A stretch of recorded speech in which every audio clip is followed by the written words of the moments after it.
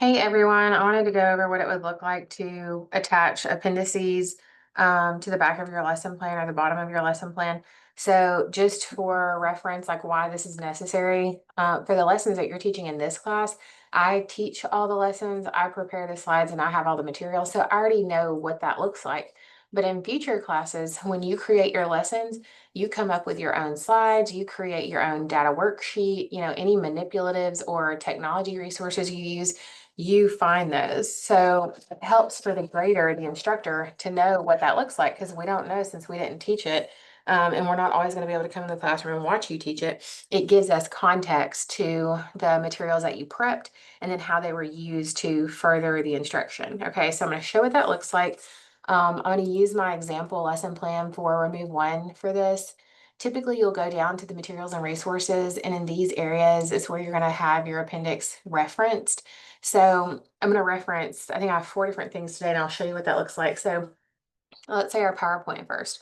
PowerPoint linked here, and they can click it, but sometimes when you do a PDF, if they click, it doesn't necessarily send them to the link because it doesn't work. So you need to get used to doing appendix. And so this would be my first appendix, and I would say Appendix A. I would go to my PowerPoint and I want to, we're not printing these out, right? But I want them digitally. I don't want to have digital 14 slides. So I'm going to make it to where there's 6 per paper. So I'm going to go in here and say File, Print. Make sure you hit PDF print or save as a PDF. Sometimes it's different wording. This way it's not actually printing, it's creating a PDF document. You'll also go in here to more settings, pages per sheet. Typically for slides, what I recommend is 6 per page. You can do more per page, but it starts getting to where, like, are they really able to see what's on the slide? Because again, you're just trying to show them what information was discussed using this resources tool. So I would do 6. And so you can see it says it is 3 full pages, got all of our slides included. And so we're going to go to Save, Remove One probability slides. I'm going to just name it Appendix A, so it's easier for me to reference. Another thing to get in the habit of, and again, just a suggestion, make a folder for this stuff. And so that way, like if you're like me and you have everything under the sun saved to your desktop, you don't have to dig around for it. So let's make our folder. I was trying to see if it'll let me rename that thing. There we go. Okay, and I'm gonna say Remove One lesson plan. That way when I go to merge everybody together, it's easy to find. Okay, so there's that. And so I'm gonna save my Appendix A in here. All right, so there's one thing done. And so next I'm gonna go look. Okay, experiment pages, number 2 through 12. Well, I wanna save this as an appendix as well. When you do appendices, it is helpful to write like Appendix A or B on top of it. So the PowerPoint we'll have to do differently. I'll show you the tool that I use for that. But this one, it's a doc. So before I save it as a PDF, I can just kind of move that on down a little bit. I can even shrink my size to make sure that it's all on the same page. And then up here, I'm just going to say Appendix B. Okay, and I'm going to go to File, Print, but I'm saving as a PDF. Save. I want it to be in this folder, Remove One lesson plan, and I'm going to save it as Appendix B.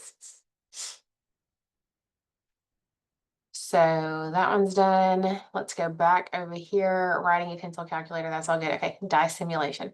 So 2 things to note here. One, it's helpful to share the link to the site. So I'm going to go here and copy, paste. When I paste it, it's probably because I do this all the time, but like my computer already knew that I probably was going to put a title for it.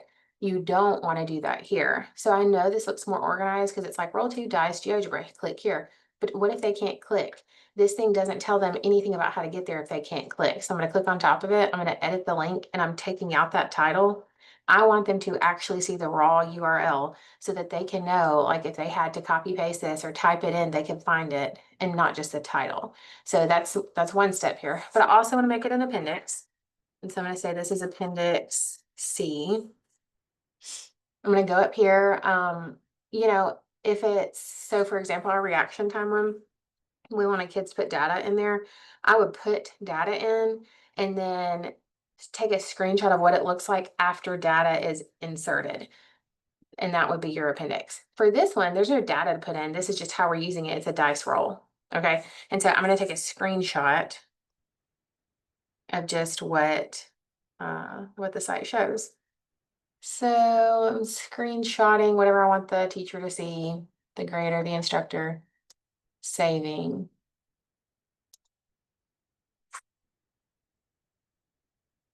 Okay.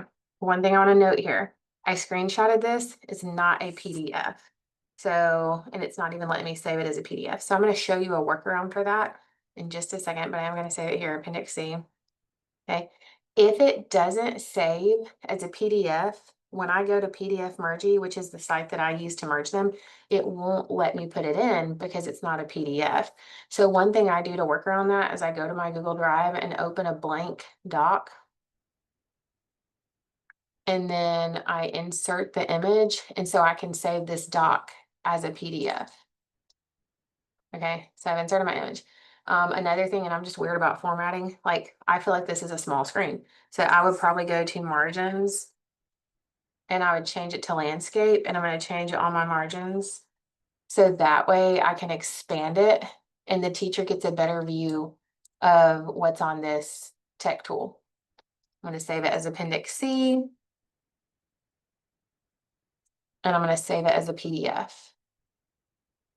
Oh, one thing I got to do first. I forgot I need to type up here Appendix C.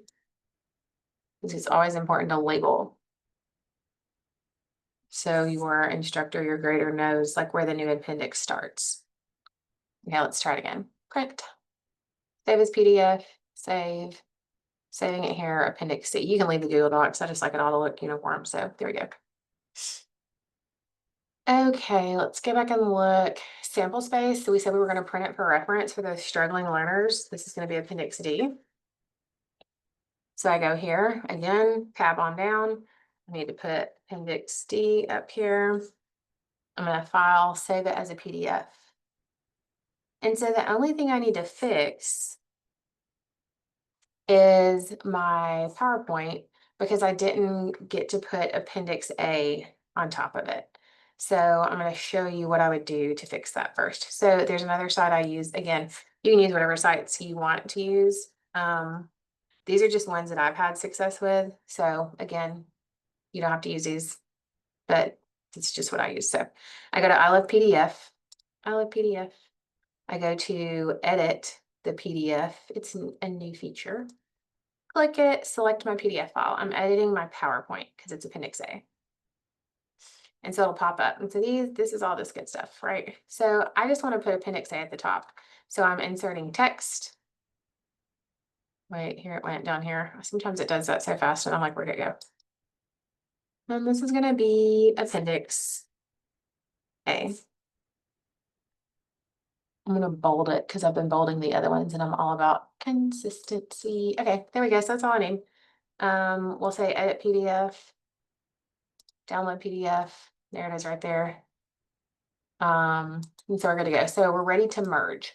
So the last thing I need to save this as a PDF because I'm again merging everybody as a PDF. So I'm saving my lesson plan. All right, so we've got everybody saved and everybody's made into a PDF, and now I'm going to merge them. So PDF mergey, I just type it in, literally PDF mergey, all one word, and then this pops up. I click here. Again, you don't have to use this. You could probably do this on I love PDF. It probably like, see it has merge, but I always do PDF mergey, but it doesn't matter. Select files from my computer. You want to go in the order that you want it to show. So I want lesson plan 1 to show first. Next, remember, this is when I originally saved my slides. This is before I added Appendix A to it. When I added Appendix A and saved it, it went here. And so that's just about like making sure it's the one you want. Next, I want Appendix B. Then I want Appendix C. And I want Appendix D. All right, you're going to hit merge. And then you wait patiently.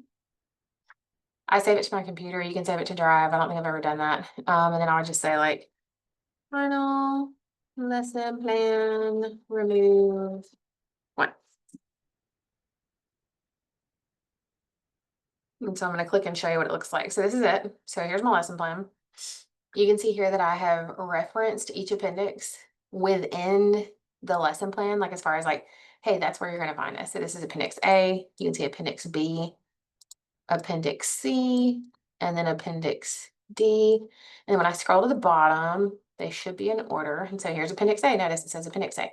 So again, the instructor or reader, grader, whoever's looking at this, knows, okay, well, so this is what they were talking about. This is their slides.